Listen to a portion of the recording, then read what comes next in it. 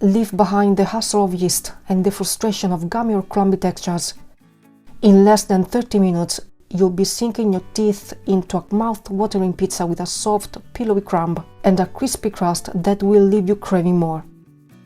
In this video tutorial, I'll share all the tips and tricks to ensure your pizza turns out delicious and well-baked every time, resembling a traditional one without sacrificing your time and any bite full of flavor.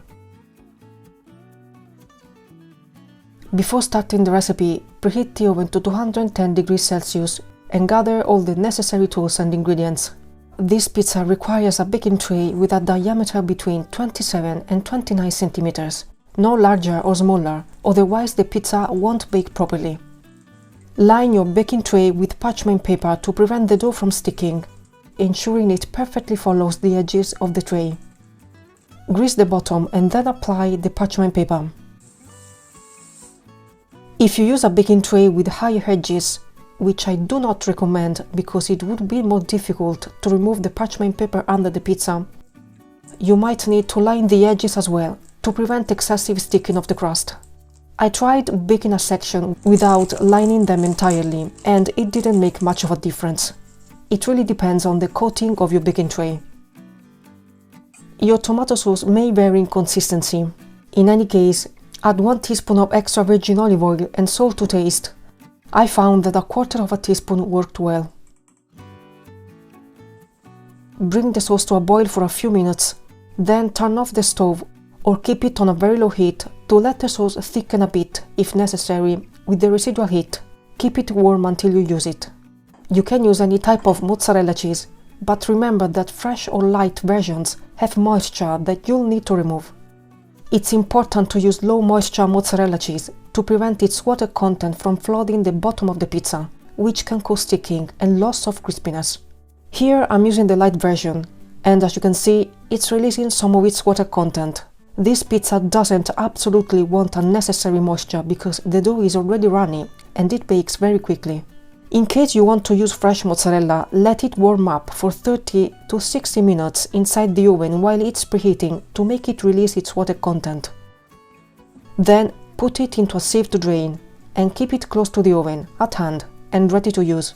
You can use shredded mozzarella. I personally prefer this type because it's the one that worked best for this pizza. We start by adding 1/4 teaspoon of baking soda and 1/2 teaspoon of cream of tartar to separate balls. Then add a bit of room temperature water and stir. This will help the two powders integrate quickly with the wet ingredients. In a larger bowl, add 90 grams of rice flour, 40 grams of potato starch, and 1/4 teaspoon of salt. Create a well in the middle and pour in 130 grams of water, 10 grams of oil, and whisk until all the ingredients are well combined. Next, brush some oil on top of the parchment paper inside the baking tray. This will give the pizza more flavor and crispiness and will help the parchment paper adhere to the tray. Proceed with the following steps only if the oven has reached the temperature. Add the baking soda, cream of tartar, and 1/2 teaspoon of apple cider vinegar into the bowl. They will start to react to each other immediately and you will see the butter bubbling. Since you don't want to lose many of the air bubbles produced, whisk quickly to combine and pour the butter into the baking tray. Spread it if necessary by twisting the tray. Then bake it at 210 degrees Celsius for the first 5 minutes, during which you will see the superficial layer bubbling and stabilizing. After 5 minutes, once stabilized, open the oven door and bring the tray closer to you. Add the tomato sauce on top, spreading it with a spoon in circular movements from the center toward the edges, and level it.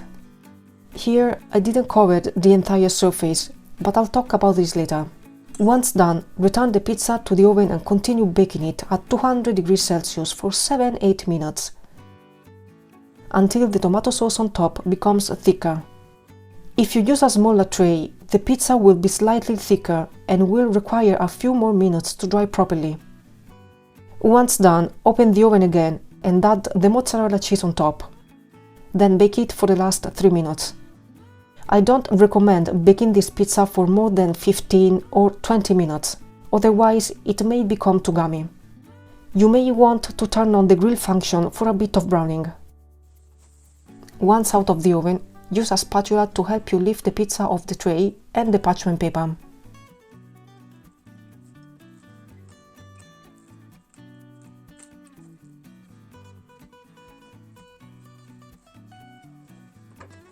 You may have noticed that the crust may appear pretty flat and white.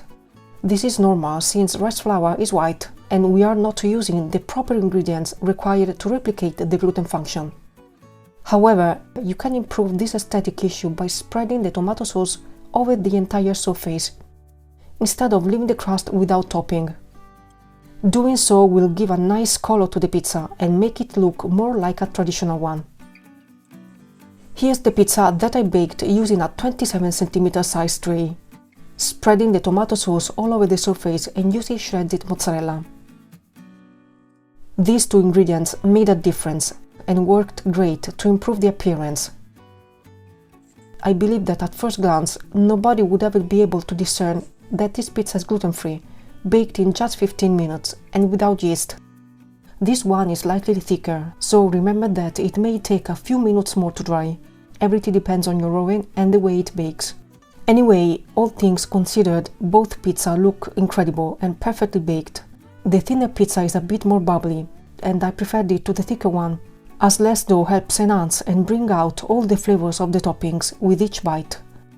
They resemble the softness of a Neapolitan pizza, though without the crust, but with crispiness included.